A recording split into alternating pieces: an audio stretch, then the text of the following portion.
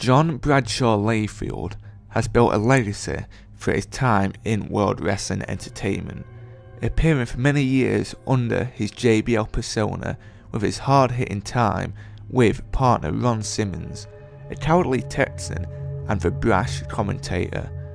However, in 2016, his career took a dive when it was reported that he had been known for bullying fellow employees behind the scenes. Join us as we look in this episode of Confidential Files at the JBL's bullying scandal.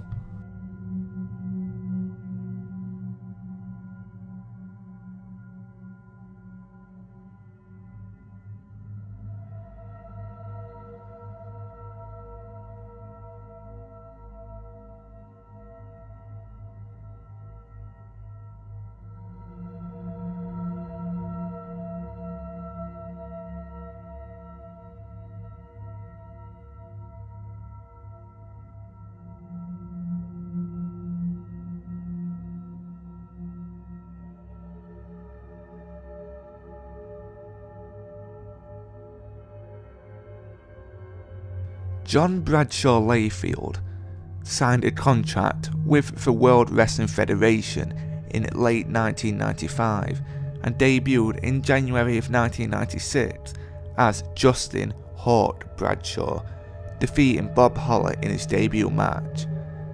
His initial gimmick was that of a tough cowboy mounted man. Bradshaw remained undefeated for almost a year until a loss during a Caribbean strap match to Savio Fader on the September 22, 1996 pay-per-view In Your House 10 Mind Games, managed by Uncle Seb. The character fizzled out by the end of the year, perhaps remembered only for his feud with Savio Fader and a match with Fatu that he won in 8 seconds.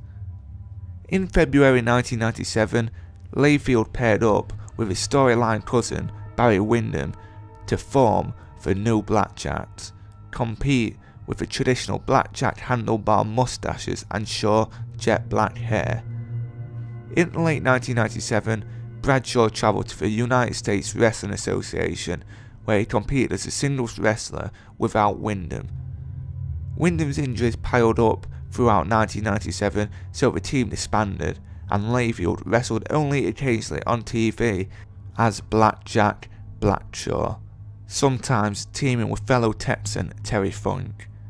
He earned a shot at the NWA North American Heavyweight Championship against Jeff Jarrett at No Way Out of Texas In Your House and won by disqualification, but Jarrett retained the title because a title cannot change hands by disqualification. In 1998, he wrestled as a mid-carder, wrestling for the likes of Mark Mero, Kayuntai, and Fader.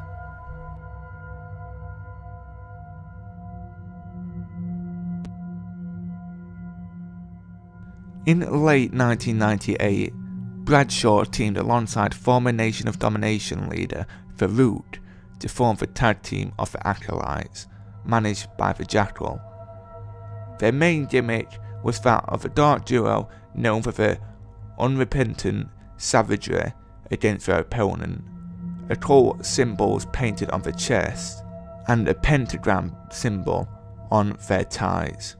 After the Jackal left the WWF, Farouk and Bradshaw joined the Undertaker's new Ministry of Darkness. On the May 31st, 1999 episode of Roy's War, the Acolytes, still with the Ministry, won their first WWF Tag Team Championships by defeating Kane and X-Pac. The duo became fan favourites and changed their gimmick to that of a cigar-smoking bar brawlers for hire. In jeans and t-shirts, Farouk and Bradshaw became the Acolytes Protection Agency, the APA, with a motto of "Because we need beer money." The duo was often seen in the back rooms of arenas with a poker table and later a framed doorway comically in the middle of an large open-air hallways. They insisted that anyone enter the space using the door. Occasionally, if a room was destroyed in one arena, it was set up exactly how it was destroyed in the next arena for comic effect. Tag team remained until they split due to the 2002 WWE draft. The pair made a brief reunion in 2003, but was cut short when WWE decided to stop using Simmons as an on-air character.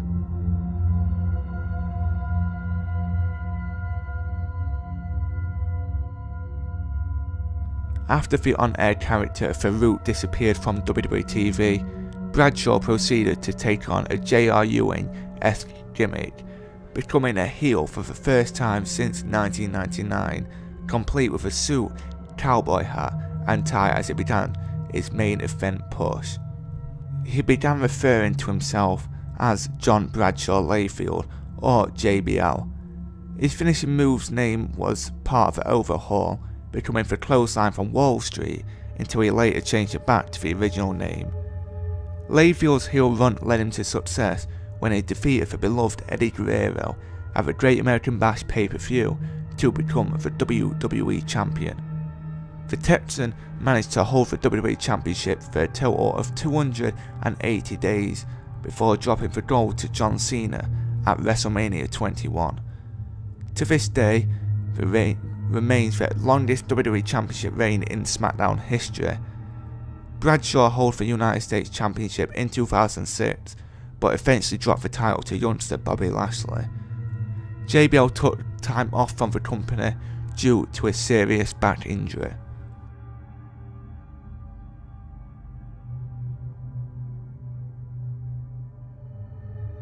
At One Night Stand, Layfield announced that he would take Taz's place as the new colour commentator for SmackDown.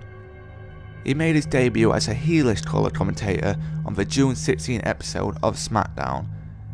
Layfield noted in the commentary on TheStreet.com that he was retiring from in-ring competition for good. In his final column for the website, JBL wrote, "I have also come to believe that you can't fight for the time. A broken back suffered in a match in England, compounded by a herniated and bulged disc, finally made me realise my career as a professional wrestler was over. I since migrated to the colour commentary position much in the way that Jesse Ventura did before me." Despite claiming that his in-ring career was over, Layfield returned to the ring in Ireland. Joining a rivalry with Chris Jericho in 2007, he announced he would be returning to in-ring competition and said goodbye to SmackDown, effectively leaving for Raw. He spent from 2007 to 2009 as a talent for Monday Night Raw, even managing to capture the Intercontinental Championship. He lost the Intercontinental title at WrestleMania 25 against Rey Mysterio in 21 seconds. After the match, JBL grabbed the microphone and said, "I quit." The next day, he announced his retirement on his WWE Universe blog.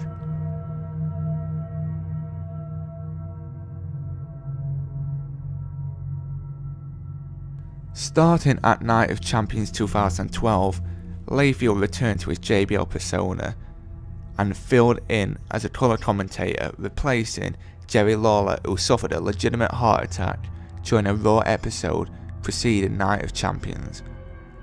Layfield later re-signed with the promotion and returned to the SmackDown broadcast team on a full-time basis, along with Josh Matthews and eventually Michael Cole.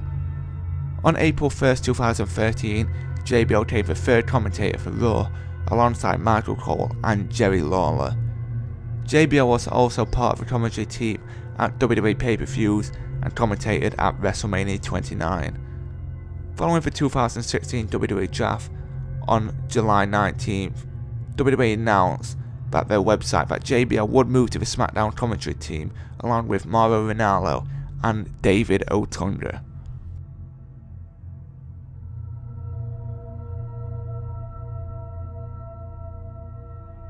In 2017, Sports Illustrated has that Layfield has been accused for years of being a locker room bully.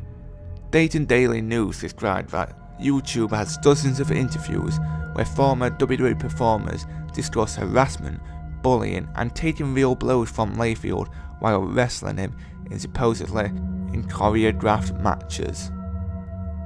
It was listed by another website that Mark Henry, Matt Hardy, Rene Dupree, Defari and Ivory, amongst others as wrestlers who when interviewed described Layfield as a bully. In 2010, The Miz referenced Layfield in an on-screen promo about hazing he faced in the locker room early in his career. Layfield admitted to hazing Miz and said that he didn't regret doing so. Mauro Ranallo, the noted MMA play-by-play announcer and WWE co-host of SmackDown Live, had allegedly been the victim of bullying from Layfield. Ranallo, who had dealt with mental health problems and is a mental health advocate, became absent from WWE programming. Layfield criticised Ranallo on a WWE Network show Bring It to the Table, in response to Ranallo tweeting out that he had won the Wrestling Observer's Award for Announcer of the Year. WWE programming is heavily scripted, meaning Layfield's dig towards Ranallo was approved by WWE CEO Vince McMahon. Ranallo took an absence from WWE, which Dave Meltzer reported had been triggered by hostilities with Layfield. The allegations coincided with the release of former WWE ring announcer Justin Roberts' autobiography, in which he alleged that Layfield encouraged Johnny Nitro and Joey Mercury to steal his passport. Angered WWE fans subsequently called on WWE to fire Layfield. On April 22nd, Newsweek reported that Ranallo and WWE mutually agreed to part ways, and Ranallo released a statement in which he said his departure had nothing to do with JBL. Layfield released a statement of his own, stating, "Admittedly, I took part in locker room pranks and assisted within the industry years ago. WWE addressed my behaviour and I responded accordingly, yet my past is being brought up because of my recent unfounded rumours. I apologise if anything I said playing the bad guy on a TV show was misconstrued in wrestling."